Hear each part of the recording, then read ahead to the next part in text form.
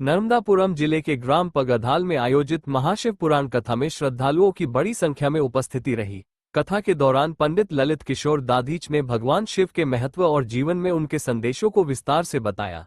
पंडित दाधीच ने कहा कि शिव ही उत्सव है, शिव के बिना जीवन अधूरा है। भगवान भोलेनाथ को भस्म प्रिय है, जिसका अर्थ यह है कि एक दिन पूरा संसार भस्म में परिवर्तित हो जाएगा। इसलिए मनुष्य को अपना जीवन भगवान के नाम समर्पित करना चाहिए।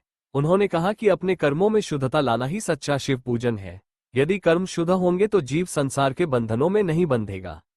उन्होंने बताया कि संत महात्मा शरीर पर भस्म लगाते हैं, जिसका भाव ये है कि उन्होंने अपना जीवन भगवान को समर्पित कर दिया है।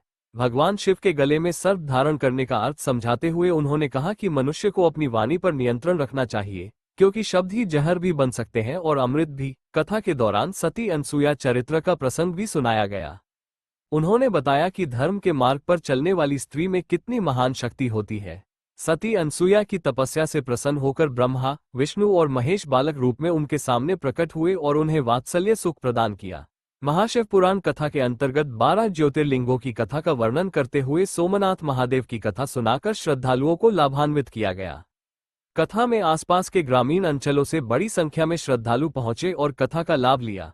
यह आयोजन भगवान यादव द्वारा अपने पूज्य पिताजी स्वर्गीय रमेश जी यादव की पुण्य स्मृति में कराया जा रहा है। महाशिव पुराण कथा का समापन 13 मार्च को होगा।